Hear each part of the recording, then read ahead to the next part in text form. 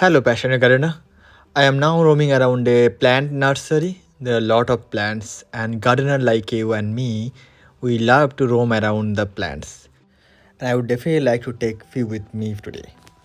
And you can see lot of plants in summer.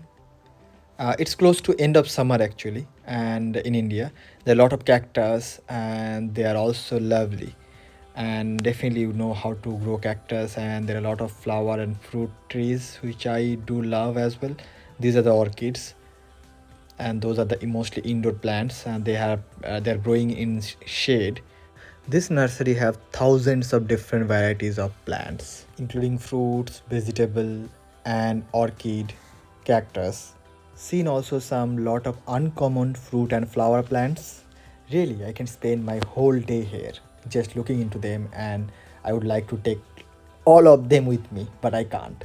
But yeah, I'll end this video. I'll roam around the garden or the nursery.